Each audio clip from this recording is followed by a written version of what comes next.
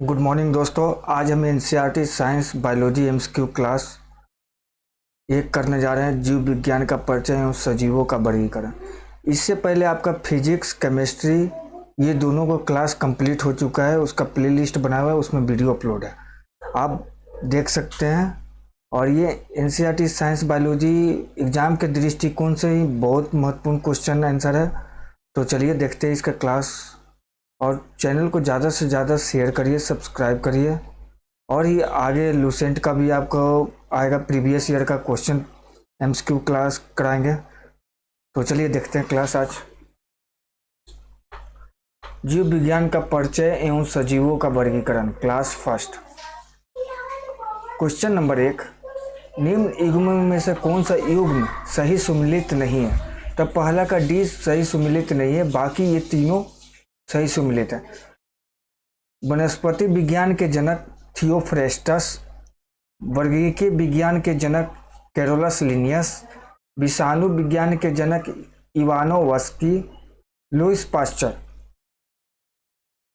चलिए इसकी व्याख्या देखते हैं। दिए गए युग्म में से डी सही सुमेलित नहीं है क्योंकि जीव विज्ञान के जनक लुई पास्चर नहीं बल्कि एंटोनी वान ल्यूवेनहोक है। लुईस पास्चर ने 1857 ईस्वी में किण्वन की खोज की तथा सूक्ष्म विज्ञान एवं रोग विज्ञान के क्षेत्र में अनेक कार्य किए। उन्होंने अजैविक तत्वों से सजीवों की उत्पत्ति के बाद का खंडन कर जीवात जीवोत्पत्तिवाद को सिद्ध किया। एंटोनी वान ल्यूवेनहोक ने सर्वप्रथम उन्नत सूक्ष्मदर्शी द्वारा जीवित कोशिका के रूप में जीवाणु की खोज की, इसलिए इन्हें जीवाणु विज्ञान का जनक कहा जाता है। क्वेश्चन नंबर 2, नीचे दिए गए टैक्सोनों को उनके सही वर्गीकृत पदानुक्रम में व्यवस्थित कीजिए। तो दूसरा का कौन सा सही होगा? बी। सबसे पहले जगत, फिर प्रभाग, प्रभाग के बाद वर्ग, वर्ग के बाद गण, गण के बाद कुल, कुल के बाद वंश, वंश के बाद जाति। चलिए इसकी व्याख्या देखते हैं। वर्गीकरण में जीवों में समानताओं और समानता के आधार पर निर्मित विभिन्न समूहों को वर्गीकृत वर्ग टैक्सोनोमिक कैटेगरी कहते हैं, जो वर्गीकरण की एक इकाई को प्रदर्शित करता है। इसे वर्गक या टैक्सोन भी कहते हैं। इन वर्गीकृत स्वर्ण को या टैक्सोनों को उनके बढ़ते या घटते क्रम में व्यवस्थित करना ही वर्गीकृत पदानुक्रम कहलाता है। इनका विवरण निम्न है। जगत, वर्गीकृत पदानुक्रम की सबसे बड़ी इकाई। प्रभाग मतलब डिवीजन, पादपों में संघ या फाइलम, जंतुओं में अनेक वर्गों का समूह। वर्ग क्लास, अनेक गणों का समूह। गण ऑर्डर, अनेक कुलों का समूह। कुल फैमिली, अनेक वंशों का समूह। वंश जेनस, अनेक जातियों का समूह। जाति किंगडम, वर्गीकरण की सबसे छोटी एवं आधारभूत इकाई। क्वेश्चन नंबर 3, सूची 1 को सूची 2 से सम्मिलित कीजिए और सही उत्तर का चयन करें। तो आपका तीसरा का सी हो जाएगा। वैज्ञानिक कार्य पुस्तक, तो चार्ल्स डार्विन थे। The origin of species, the origin of species के वैज्ञानिक चार्ल्स डार्विन। कैरोलस नीलियस, सिस्टेमा नेचुरी पुस्तक के कैरोलिनियस। कार्ल वॉस, 3 डोमेन प्रणाली के कार्य किए, कार्ल वॉस। R.H. विटकर, 5 जगत प्रणाली से रिलेटेड है।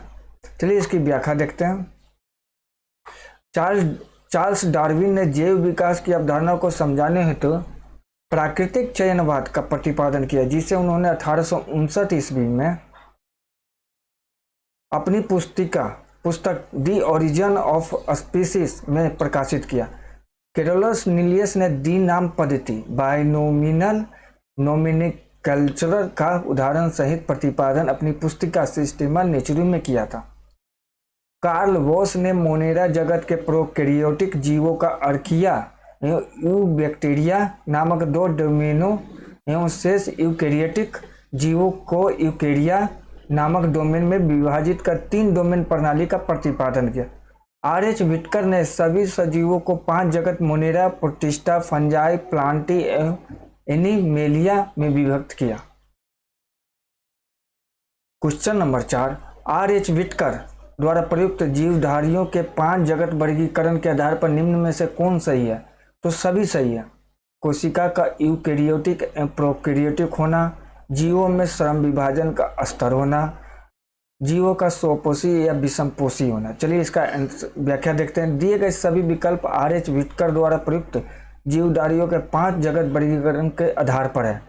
आर.एच. व्हिटकर ने कोशिका संरचना, प्रोकैरियोटिक, यूकैरियोटिक, शारीरिक संरचना एवं संगठन, एक कोशिकीय या बहुकोशिकीय तथा बहुकोशिकीय में ऊतक स्तर, अंग स्तर या अंग तंत्र स्तर का श्रम विभाजन, पोषण विधि, स्वपोषी या विषमपोषी, प्रजनन की विधि, अलैंगिक या लैंगिक जनन, जाति, वृत्तीय संबंधों आदि के आधार पर जीवों को Monera, protista, fungi, Plantae animalia जगत में वर्गीकृत किया है। क्वेश्चन नंबर 5, किस आधार पर एक कोशिकीय होते हुए भी अमीबा को प्रोटिस्टा जगत का सदस्य जबकि राइजोबियम को मोनेरा जगत का सदस्य माना जाता है? केंद्रक की संरचना के आधार पर। 5वां का सी होगा। क्वेश्चन नंबर 6, मोनेरा जगत के संदर्भ में निम्न कथनों पर विचार कीजिए, उपयुक्त में से कौन सा कथन सत्य है? तो 6 का सी होगा। 1 और 3 सत्य है।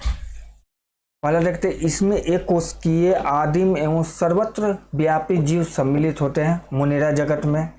तीसरा, इसमें प्राय सभी जीवों में कोशिका भित्ति पाई जाती है किंतु केंद्रक झिल्ली अनुपस्थित होती है। चलिए इसकी व्याख्या देखते हैं।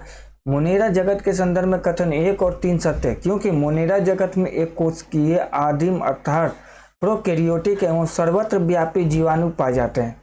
ये जीव महासागरों की गहराई, ध्रुवों, गर्म पानी के झरनों, दलदलों, मरुस्थलों आदि सभी स्थानों पर पाया जाता है। इसमें केंद्रक की झिल्ली का अभाव होता है एवं अल्प विकसित केंद्रक या केंद्रकाव न्यूक्लियोड पाया जाता है जिसमें कोशिका द्रव्य में केवल डीएनए उपस्थित होता है। मोनेरा जगत के सभी सदस्यों में कोशिका भित्ति पाई जाती है किंतु माइकोप्लाज्मा इसके अपवाद है। कथन 2 असत्य है क्योंकि विषाणु सजीव पोषी कोशिका के बाहर निर्जीव होने के कारण सजीव नहीं माने जाते। इन्हें 5 जगत वर्गीकरण में कोई भी स्थान नहीं दिया गया है। इनमें जीव द्रव्य एवं जैविक उपापचयी प्रक्रमों का अभाव होता है। क्वेश्चन नंबर 7, माइकोप्लाज्मा एवं मिथेनोजन बैक्टीरिया में निम्न में से एक क्या समानता है? तो 7वां का बी, अवायवीय श्वसन की उपस्थिति। क्वेश्चन नंबर 7, माइकोप्लाज्मा एवं मिथेनोजन बैक्टीरिया में निम्न से क्या समानता है? तो 7वां का बी, अवायवीय श्वसन की उपस्थिति। क्वेश्चन नंबर 8, निम्न कथन ए और आर को पढ़िए और नीचे दिए गए कोड की सही से सही उत्तर का चयन करिए। तो 8वां के सी, ए सही है किंतु आर गलत है। कथन ए, मिथेनोजन जीवाणुओं का उपयोग गोबर से बायोगैस बनाने में किया जाता है। चलिए इसका व्याख्या देखते हैं। ए सही है किंतु आर गलत क्योंकि मिथेनोजन जीवाणु का उपयोग ग्रामीण क्षेत्रों में गोबर गैस या बायोगैस उत्पादन में किया जाता है। ये जीवाणु आर्की बैक्टीरिया होते हैं जिनमें अवायवीय श्वसन पाया जाता है। रूमिनेंट पशुओं जैसे गाय, भैंस आदि के आमाशय में उपस्थित ये जीवाणु ऑक्सीजन की अनुपस्थिति में कार्बनिक पदार्थों चारे गोड़ का अपघटन कर CH4 गैस का उत्पादन करते हैं। बायोगैस संयंत्र में गोबर के अवायवीय अपघटन से प्राप्त बायोगैस का उपयोग प्रायः भोजन को पकाने में किया जाता है। क्वेश्चन नंबर 9, जीवाणुओं के महत्व के संदर्भ में निम्न कथनों पर विचार कीजिए, उपयुक्त में से कौन सा कथन सत्य है? तो 9वां का 20 सत्य, 1 और 2 दोनों सत्य है। पहला देखते हैं, यह अपघटक होने के कारण पर्यावरण के शुद्धिकरण में अपना योगदान देते हैं एवं पर्यावरण में पोषक तत्वों के चक्रण को भी सुनिश्चित करते हैं। दूसरा, ये भोजन के सड़ने से लेकर जंतुओं, पादपों एवं मानव में अनेक रोग उत्पन्न करते हैं तथा कभी कभी भूमि को बंजर भी कर देते हैं।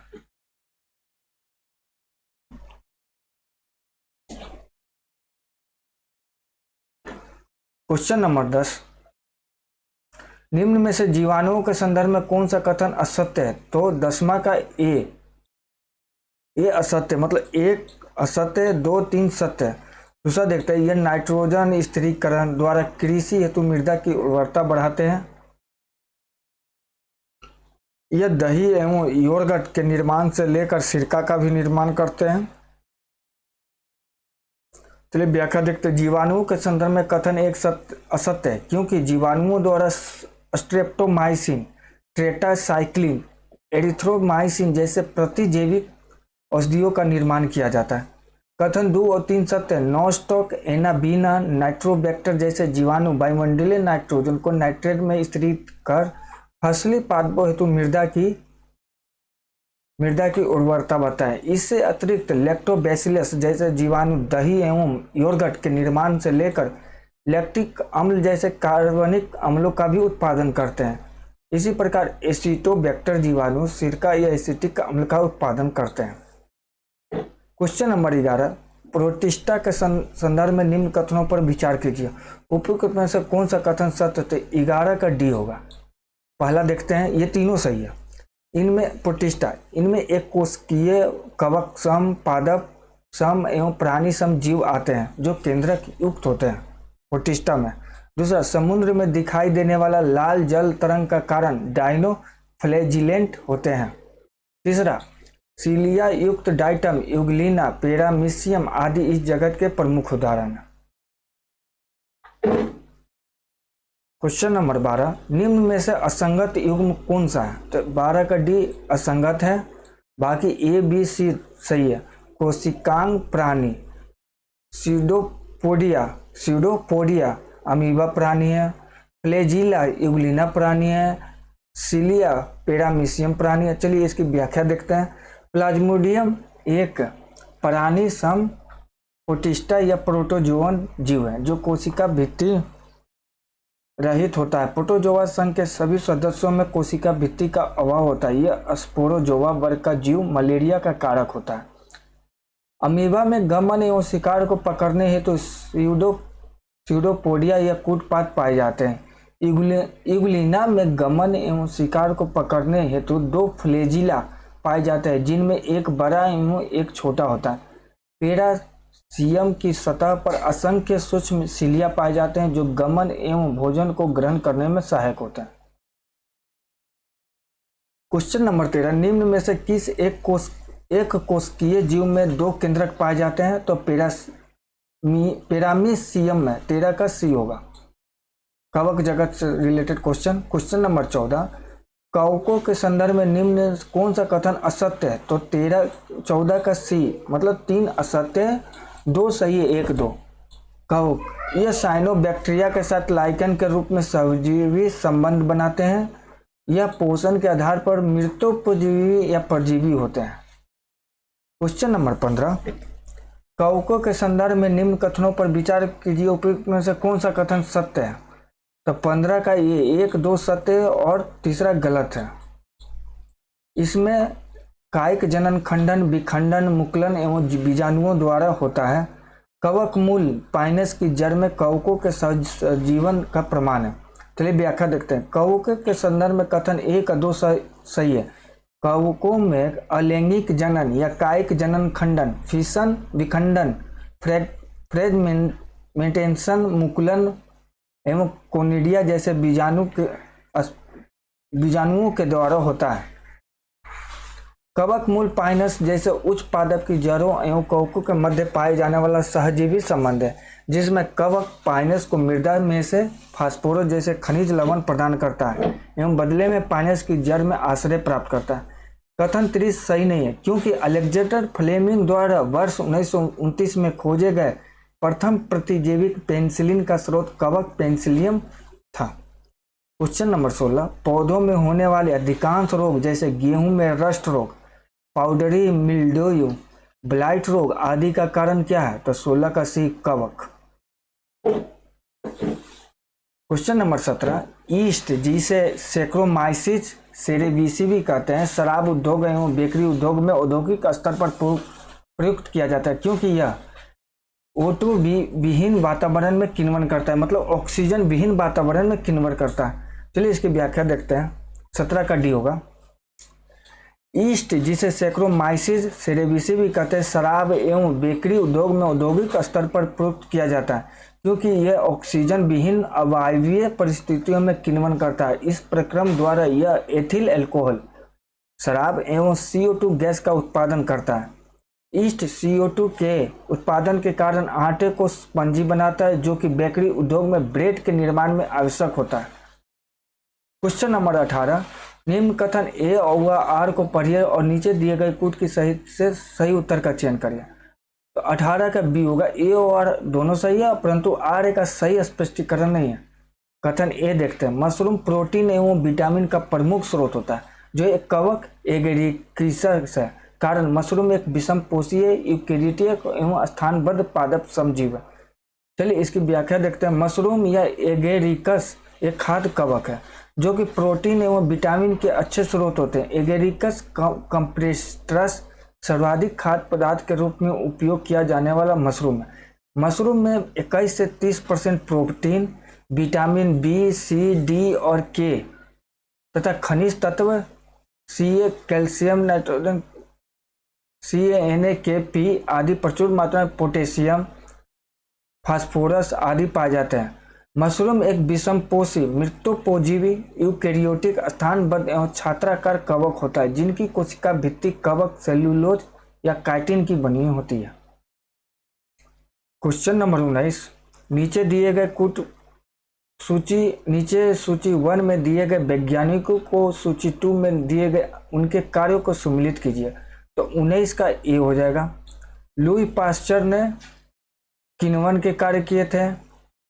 ए बी लिविनहोक ने जीवाणु व प्रोटोजोन से रिलेटेड कार्य किए थे। सी डब्ल्यू एम स्टानलेन ने विषाणु का क्रिस्टलीकरण से रिलेटेड कार्य किए थे। डी ओ डाइनर ने वायरल्ड से रिलेटेड कार्य किए थे।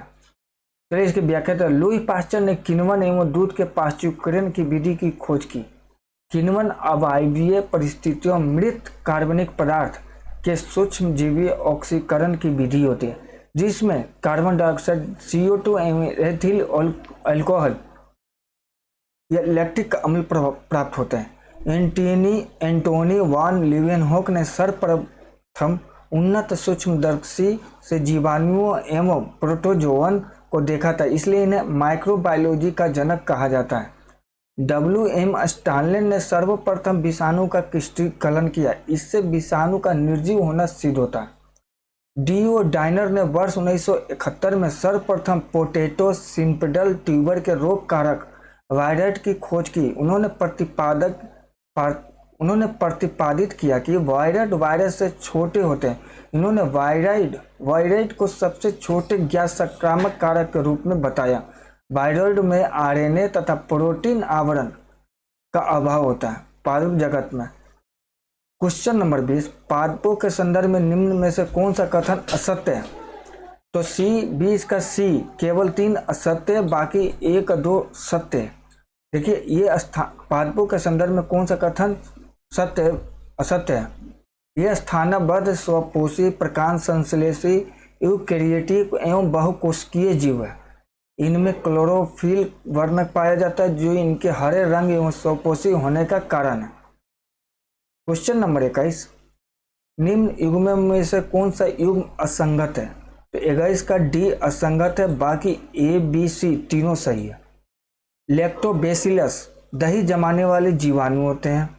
स्पाइरोगाइरा तंतुमय शैवाल होते हैं। राइजोपस मृतपोय जीव कवक होते हैं। वॉलबॉक्स क्लोरोफाइसी वर्ग का हरे रंग का निवही शैवाल है। वॉलबॉक्स क्लोरोफाइसी वर्ग का हरे रंग का निवही शैवाल है। इसके हरिलवक में मुख्य वर्णक पर्ण हरिम AB, क्लोरोफाइल AB एवं कैरोटीनॉइड्स पाए जाते हैं। इनमें कोशिकाएं उपस्थित होती हैं। कशाभिकीय प्रोटोजोअन यूग्लिना को कहा जाता है। क्वेश्चन नंबर 22, पादप जगत के प्रथम प्रभाग थैलोफाइटा या शैवाल के संदर्भ में कौन सा कथन सही नहीं है? तो 22 का ए सही नहीं है, 3 सही नहीं है, बाकी ए भी सही है। पादप जगत के प्रथम प्रभाग थैलोफाइटा या शैवाल के संदर्भ में कौन सही है? ये पूर्णतः जलीय अविभेदित पादप है। ये पादप वर्ण की उपस्थिति के आधार पर लाल, पीले, हरे रंग आदि के होते हैं। चलिए इसकी व्याख्या देखते हैं।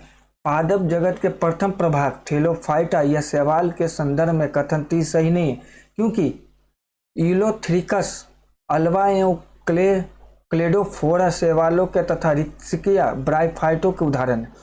कथन 1, 2 सही है। थैलोफाइटा या शैवाल पूर्णतः जलीय एवं अविभेदित यह सुकाई पादप होते हैं, अर्थात इनमें पर्ण, मूल या तने जैसी संरचना का अभाव होता है। सवाल, पादप वर्णकों के प्रकार के आधार पर हरे क्लोरोफाइसी, भूरे फियोफाइसी, लाल रोडोफाइसी, पीले जेंथोफाइसी आदि होते हैं। ब्रायोफाइट प्रथम स्थलीय पादप होते हैं, इन्हें पादप जगत का उभयचर भी कहते हैं। क्वेश्चन नंबर 23, क्लेमाइडोमोनास एवं स्पाइरोगाइरा शैवालों में क्या एक समानता होती है? वर्णकों का प्रकार। 23 का ए। क्वेश्चन नंबर 24, ब्रायोफाइटों के संदर्भ में निम्न कथनों पर विचार कीजिए, उपयुक्त में से कौन सा कथन सत्य है? तो 24 का ए सत्य है। 1-2, यह क्रिप्टोगेम्स पादप है जिसमें भ्रूण नहीं पाया जाता, यह पादप जगत का उभयचर होता है।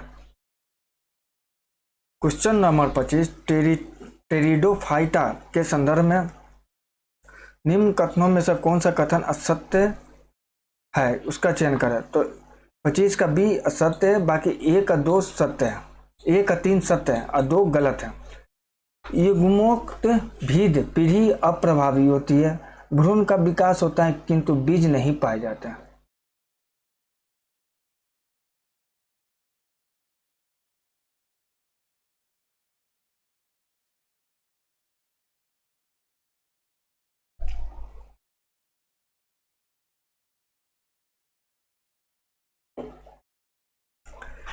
चलिए इसकी व्याख्या देखते हैं। टेरिडोफाइटा के संदर्भ में कथन 2 असत्य है क्योंकि इनमें संवहनी उत्तक, जाइलम एवं फ्लोएम पाए जाते हैं। कथन 1 और 3 सत्य है। टेरिडोफाइट पादपों में द्विगुणित बीजाणुभिद पीढ़ी प्रभावित होती है, जबकि अगुणित युग्म कोदभिद पीढ़ी अप्रभावित होती है।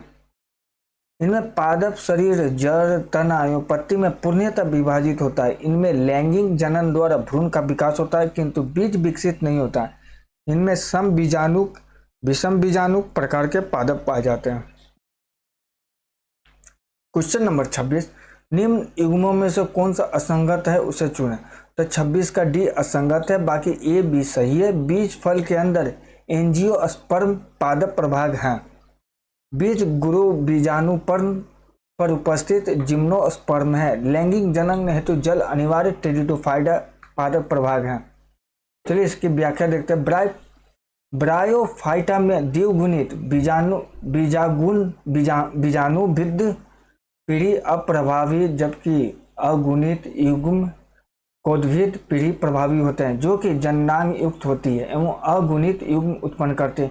इनमें बीजाणुभिद पीढ़ी युग्म कोदभिद पीढ़ी आश्रित होती है। क्वेश्चन नंबर 27, जिम्नोस्पर्म एंजियोस्पर्म से किस प्रकार भिन्न है? 27 के बी, भ्रूण पोष के प्रकार में। व्याख्या, भ्रूण पोष के प्रकार के आधार पर जिम्नोस्पर्म और एंजियोस्पर्म एक दूसरे से भिन्न है। जिम्नोस्पर्म पादप में भ्रूण पोष का निर्माण निषेचन से पूर्व होता है, अंततः यह अगुणित होता है।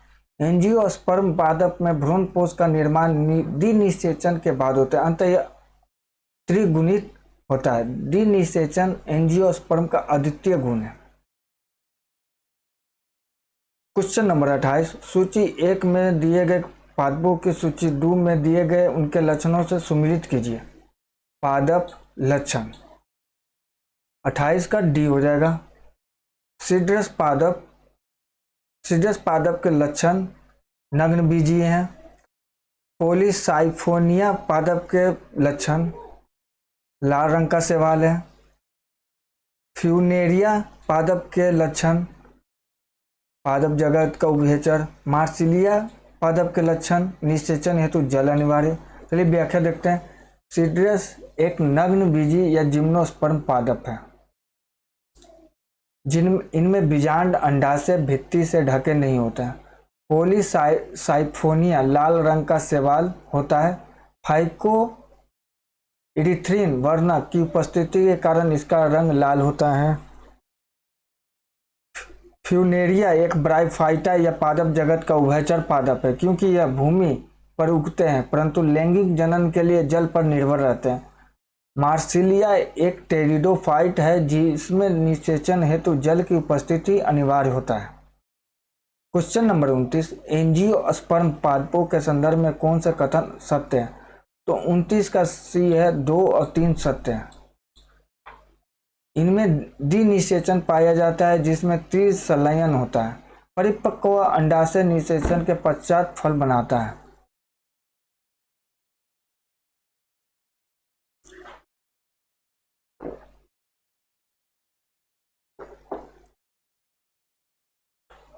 निम्न में से कौन, क्वेश्चन नंबर 30, निम्न में से कौन सा युग्म सही सुमेलित है? तो 30 का डी, मक्का एक बीजपत्री होता है।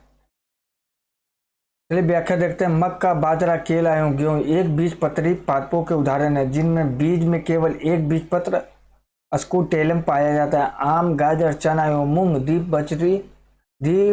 द्विबीजपत्री पादपों के उदाहरण हैं जिनमें बीज में दो बीजपत्र पाए जाते हैं। जंतु जगत। क्वेश्चन नंबर 31, संघ पोरीफेरा के संदर्भ में निम्न कथनों पर विचार कीजिए। उपयुक्त में से कौन सा कथन असत्य है? तो 31 का ए एक असत्य है, बाकी 2 सत्य है। इनमें उत्तकों का अभाव होता है। संघ पोरीफेरा के संदर्भ में, संघ पोरीफेरा में उत्तकों का अभाव होता है। ये द्विकोरकी असममित होते हैं। क्वेश्चन नंबर 32, निम्न में से सबसे सरल जंतु का उदाहरण कौन सा है? 32 का है साइकोन। क्वेश्चन नंबर 33, संघ सिले ट्रेटा के संदर्भ में निम्न में से कौन सा कथन सत्य है? तो 33 का बी सत्य, 1 और 3। यह द्विकोरकी और ये सममित जीव है। इनमें दंश कोशिकाएं पाई जाती है जो शिकार को पकड़ने के काम में आती है। क्वेश्चन नंबर 34, विश्व के महासागरों में पाई जाने वाली मूंगे की चट्टानें का निर्माण निम्न में से कौन करते हैं? तो 34 का बी, निडेरिया। क्वेश्चन नंबर 34, विश्व के महासागरों में पाई जाने वाली मूंगे की चट्टानों का निर्माण निम्न में से कौन करते हैं? निडेरिया। क्वेश्चन नंबर 35, निम्न में से कौन सा लक्षण संघ प्लेटी हेल्मिथीज के जीवों का नहीं है? 35 का बी, 3 नहीं है, बाकी सब है। त्रिकोरकी, पृष्ठधारी चपटे, द्विपार्श्व सममिति, परजीवी, पाचनतर अपूर्ण या अनुपस्थित। क्वेश्चन नंबर 36, ज्वाला कोशिका उत्सर्जन हेतु प्रयुक्त आदिम प्रकार की संरचनाएं होती है जो पाई जाती है टिनिया में। 36 का बी।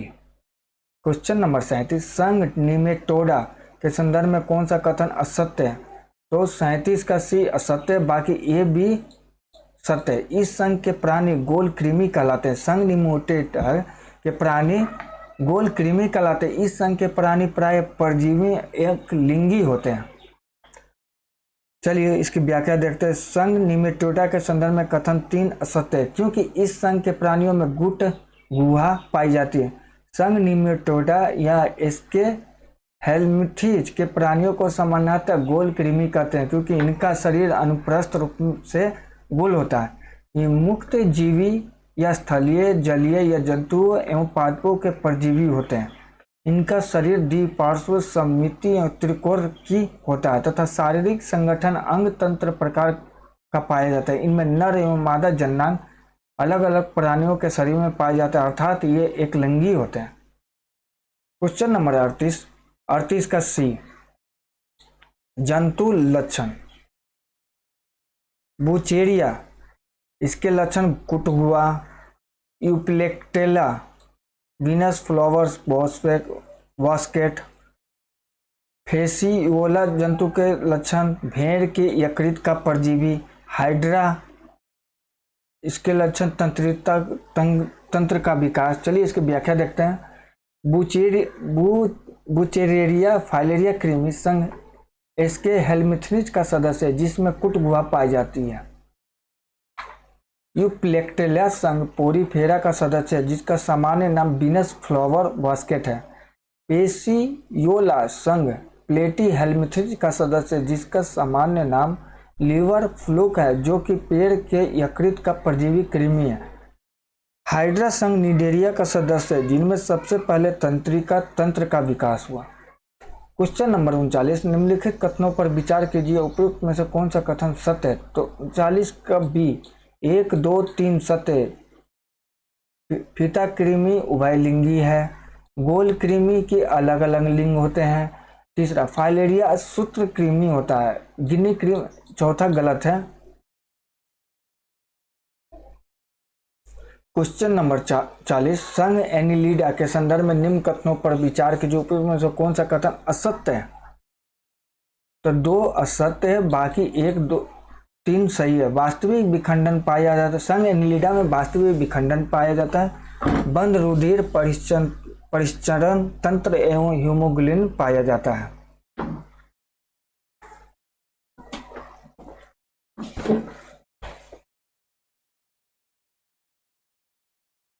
चलिए व्याख्या देखते हैं। संघ एनिलिडा के संदर्भ में दिए गए कथनों में से कथन 2 असत्य है, क्योंकि संघ एनिलिडा के प्राणियों में वास्तविक देह गुहा पाई जाती है। कथन 1 और 3 सत्य है, इनमें वास्तविक विखंडन पाया जाता है और इनका शरीर अनेक वलयाकार खंडों में विभक्त होता है। इनमें रुधिर का प्रभाव बंद रुधिर वाहिनियों एवं हृदय द्वारा होता है, अर्थात इनमें बंद रुधिर परिचरण तंत्र पाया जाता है। इनमें रुधिर के लाल होने का कारण प्लाज्मा में घुलित लाल रंग का श्वसन वर्णक हीमोग्लोबिन होता है, जो ऑक्सीजन कार्बन डाइऑक्साइड का परिवहन करता है।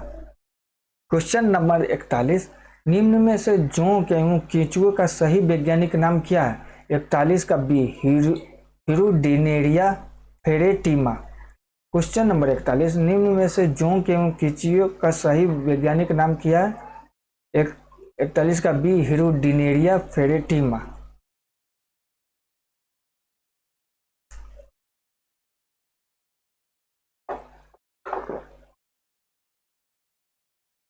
क्वेश्चन नंबर 42, केंचुए के संदर्भ में निम्न कथनों में से कौन सा कथन असत्य है?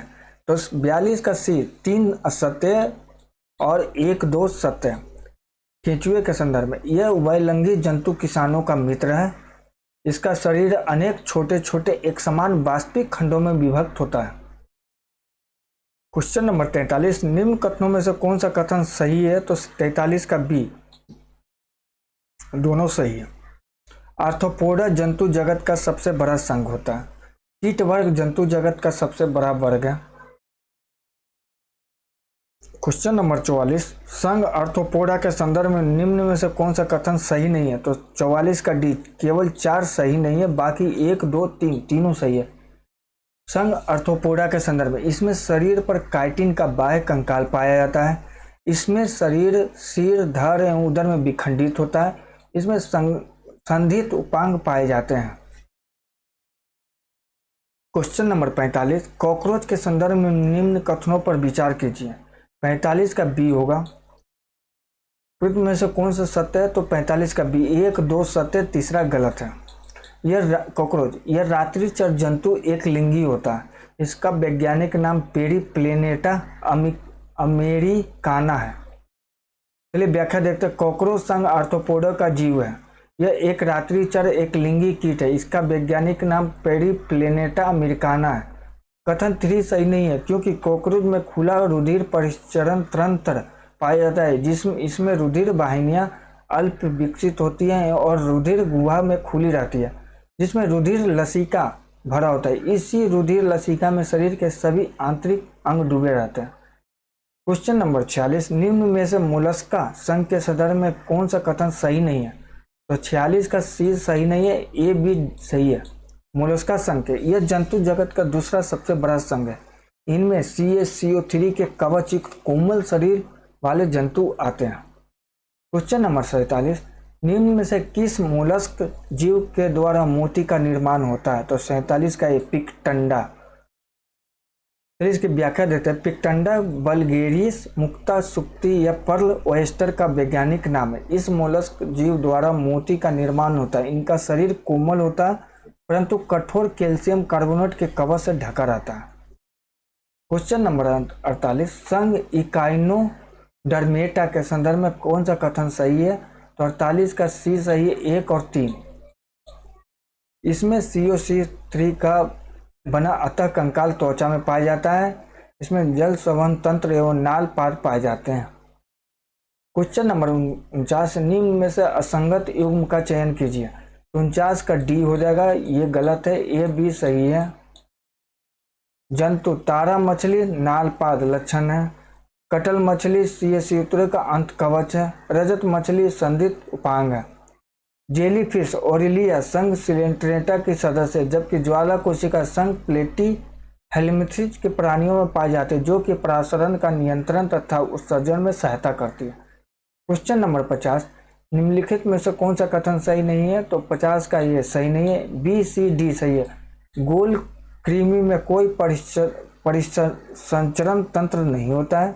अस्थिल मछलियों में सामान्यतः बताशय विद्यमान होते हैं।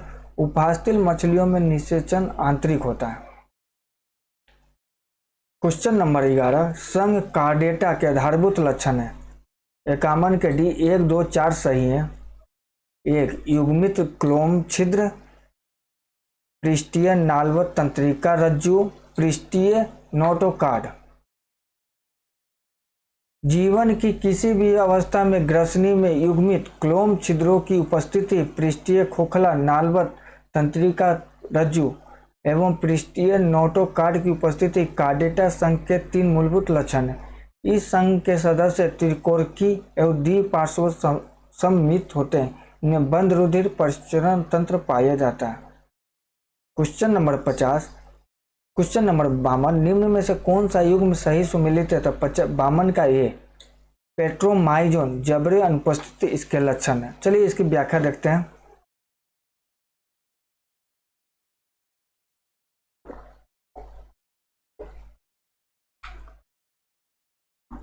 पेट्रोमाइज लेम्प्रेस संघ कॉटेड्रा के उप संघ वर्टिब्रेटा के एग्नेथा समूह के साइक्लोस्टोमेटा वर्ग के सदस्य हैं, जिसमें जबरे ऊपर अनुपस्थित होते हैं। इनमें 6/15 जोड़ी क्लोम छिद्र पाए जाते हैं।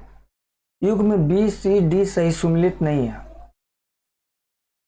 समुद्री घोड़ा या हिप्पोकैम्पस एक उपास्थल मछली नहीं है, बल्कि एक अस्थिल मछली है। शार्क एक अस्थिल मछली नहीं है, बल्कि उपास्थल मछली है। पंखनुमा अंश पंखों के कारण जल की सतह के ऊपर उछलकर ग्लाइड कर सकने के कारण गुण के कारण एक्सोसीटस को उड़न मछली कहते हैं, जबकि एनाबास क्लाइंबिंग पर्च कहलाती है। क्वेश्चन नंबर 53, मेढक के संदर्भ में दिए गए कथनों में से कौन सा कथन सही है? चयन कीजिए। 53 का ए 1 2 सही है, तीसरा गलत है। इसमें ग्रीष्म एवं शीत निष्क्रियता पाई जाती है, जिसका कारण इसके शरीर का ठंडे रुधिर वाला होना। इसमें लार्वा अवस्था में गिल्स द्वारा एवं वयस्क अवस्था में फेफड़ों एवं त्वचा द्वारा श्वसन होता है। क्वेश्चन नंबर 54, किंग कोबरा एकमात्र ऐसा सर्प है जो अपना घोंसला बनाता है। वो अपना घोंसला क्यों बनाता है? 54 कैसी? यह अंड प्रजक सर्प है जो घोंसले में अंडे देता है और अंडों से बच्चे को निकलने तो घोंसले की पहरेदारी करता है। क्वेश्चन नंबर 55, निम्नलिखित में से कौन सीधे बच्चे को पैदा न करके अंडे देता है? एक डी ना। 55 का ए। क्वेश्चन नंबर 56, दिए सूची 1 में दिए गए जंतुओं को सूची 2 में दिए गए लक्षण से सुमेलित कीजिए। गोरैया, कछुआ, हेडेमाइनिया, प्लेटिपस। 56 का ए होगा। गोरैया जंतु, इनके लक्षण है खोखली एवं हल्की अस्थियां। कछुआ के CaCO3 युक्त अंड कवच एवं सल्क युक्त त्वचा। हडमानिया जंतु के लक्षण है विकसित लार्वा किंतु आदिम प्रौढ़। और प्लेटिपस जंतु के लक्षण है अंडज स्तनी। क्वेश्चन नंबर 57, निम्न कथनों में से कौन सा कथन सत्य है? तो 57 का ए 1 सत्य, बाकी 2 3 गलत है। विषाणुओं में ऊर्जा उत्पादन के लिए आवश्यक एंजाइम नहीं होते हैं। चलिए व्याख्या देखते हैं। विषाणुओं में ऊर्जा उत्पादन के लिए आवश्यक एंजाइम नहीं पाए जाते, क्योंकि ये सजीव कोशिका के बाहर निर्जीव होते हैं। इनमें जीव द्रव्य, उपापचयी प्रक्रमों, एंजाइमों, कोशिकीय संरचना आदि का अभाव होता है। कथन 2 और 3 सही नहीं है, क्योंकि विषाणुओं को कोशिका विहीन अंतः पात्र माध्यम से संवर्धित नहीं किया जा सकता, क्योंकि कोशिका के बाहर ये निर्जीव होते हैं। विषाणुओं का संचरण जैविक संवाहकों जैसे मक्खी, मच्छर, कुत्ता आदि के अतिरिक्त अजैविक माध्यमों जैसे वायु, जल, मृदा आदि के द्वारा भी होता है। क्वेश्चन नंबर 18, निम्नलिखित में से कौन सा कथन सही नहीं है? तो 58 का सी सही नहीं है, बाकी ए बी डी तीनों सही है। प्रियोन्स लघुत्तम सजीवी कोशिकाएं हैं। माइकोप्लाज्मा की कोशिका भित्ति अमीनो शर्करा की बनी होती है। रिकेट्सिया में कोशिका भित्ति नहीं होती है। तो दोस्तों आपका क्लास 1 का कंप्लीट हो चुका वीडियो। आप इस वीडियो को बढ़िया से देखिए और चैनल को ज़्यादा से ज़्यादा शेयर सब्सक्राइब करिए और कमेंट करिए अगर वीडियो में कोई सुधार करने की ज़रूरत हो तो। Thank you. क्लास 2 का हम कल क्लास देखते हैं। Thank you.